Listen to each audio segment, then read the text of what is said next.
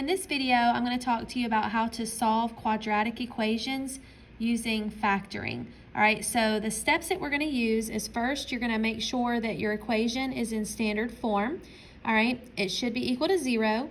We're going to fully factor it, and then you're going to set each factor equal to 0, and then solve for x, t, or whatever the variable might be. All right. And so when you're factoring, don't forget that you have all kinds of factoring. You have GCF, you have difference of squares, you have the AC method when A is 1, and sometimes A is not 1, so you might be using a grouping method. All right, so the first example that we have is the m squared minus 11m plus 18. So that's going to be a trinomial that we're going to factor using the AC method because A is technically 1. All right, so 1 times 18 is 18. Well, then we got to figure out, well, what can I multiply to get 18 that will add together to give me B, the negative 11? And it would be 2 and 9, but in order to get negative 11, they both have to be negative. And then double check that you meet this other requirement. So is negative 2 and negative 9 negative 11? Yes. Do they multiply to get positive 18? Yes, because a negative times a negative is a positive. So we can go straight to our parentheses. We have m minus 2 and m minus 9 equals 0. Now the order here doesn't matter, so you could reverse that and have m minus 9 and then m minus 2. All right, well, that's the step 2. We factored fully. Now we're gonna set each of those factors equal to 0. And we're going to solve for m in this case. So for the first part, I'm going to add 2 to both sides, which gives me m equals 2. That is one of my solutions. On the other one, I'm going to add 9 to both sides. So m is equal to a positive 9, so that's my other solution. So this particular problem has 2 solutions, 2 and 9. Now the second example, you're going to have to get that in standard form first. Now the tendency is for somebody to want to move 2t squared to the other side because that's only moving one term. All right, the problem is you really want to keep that leading coefficient, that leading term, you want to keep it positive. All right, so instead of moving everything to the right, we're going to move everything to the left. All right, so I'm going to subtract 16t from both sides. But I'm also going to subtract 40 from both sides. All right. Now, notice on the right side, everything's going to cancel out and give me 0. But on the left side, nothing can combine because none of my terms are the same. We don't have any like terms. So I'm just going to make sure to put it in order so that it stays in standard form. All right. Now, the first step of factoring is to make sure you don't have a GCF. And in this case, we do have a GCF. It's 2. So we're going to divide every term by 2. All right, including the 0. All right, everything divided by 2. Now that gives me 2 times a t squared minus 8t minus 20 equals 0. Now we're going to keep factoring because we got to make sure, does this meet the AC requirements? Can I factor it more? So off to the side, we want to think, okay, is there anything I can multiply to get a negative 20? Because 1 times negative 20 is negative 20 that will add together to give me negative 8 in the middle. And we would use negative 10 and positive 2. Because negative 10 times 2 is negative 20, but negative 10 plus 2 is the negative 8 that I need in the middle. So those are my 2 factors. So I'm going to keep the 2, and I'm going to have a t minus 10, and I'm going to have a t plus 2. Still equal to 0. All right, so now that it's fully factored, I'm going to set each factor equal to 0. Now, 2 doesn't have a variable, but it is a factor, okay? So, because factors are something you multiply to get something else. So, I'm going to say 2 equals 0, t minus 10 equals 0, and t plus 2 equals 0. All right? Now, the 2 equals 0 is not a true statement. So we actually don't even need that. So I'm going to cross it out. Now, the only reason why I wrote it is because sometimes you'll factor out a variable, sometimes you'll factor out an x, and then sometimes people think, oh, that's not anything, but if you set x equal to 0, x can be 0, so 0 would be the solution. But here, 2 equals 0 is not a true statement. There's nothing to solve there, all right?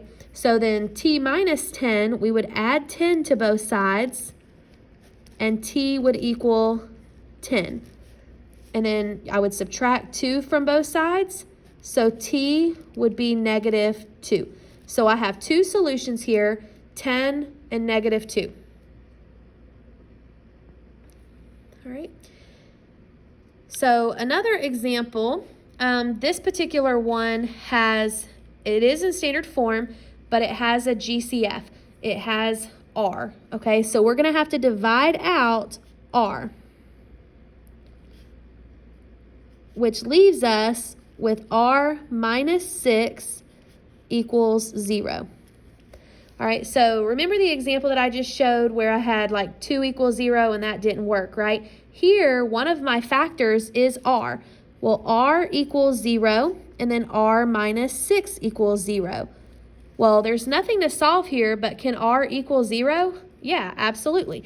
So 0 is one of my solutions.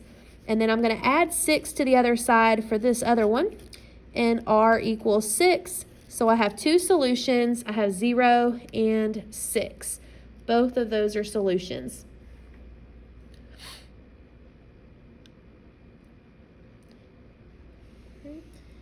So another example,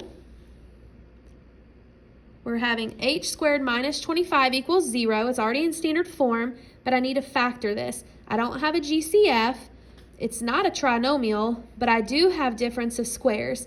So difference of squares is h squared is h times h, 25 is 5 times 5, and remember to get the negative, we have to have a plus and a minus. So we're going to factor that as h plus 5, and then h minus 5 equals 0. And then we'll set our factors equal to 0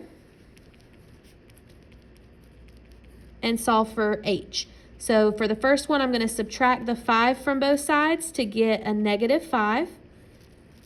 And then I'm going to add 5 to both sides to get positive 5.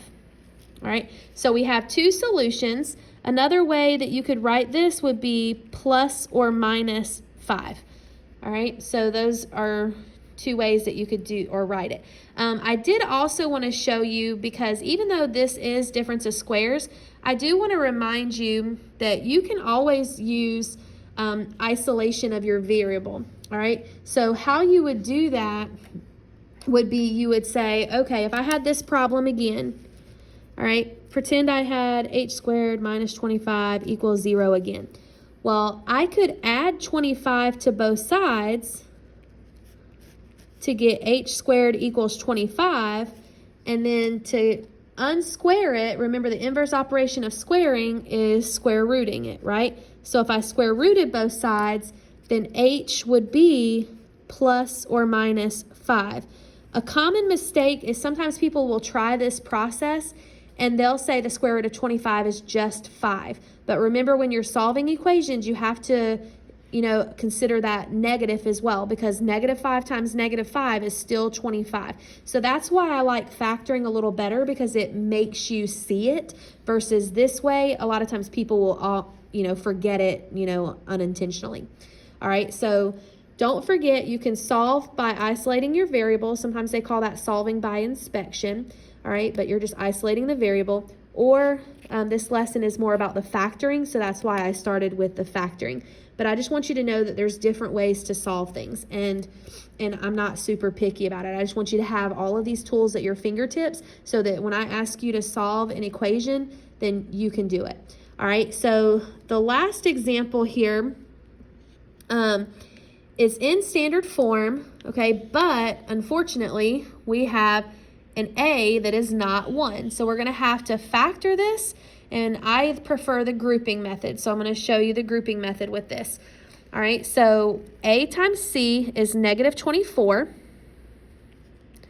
So I need to figure out what can I multiply to get negative 24 that will add together to give me positive 5 in the middle. and it's going to be -3 and +8. So the grouping method that we learned in class is going to take this middle term and it's going to replace it with these two factors. So I'm going to keep the 2x squared, but I'm going to replace this middle term with these two factors. So -3x plus 8x, and then I still keep my -12.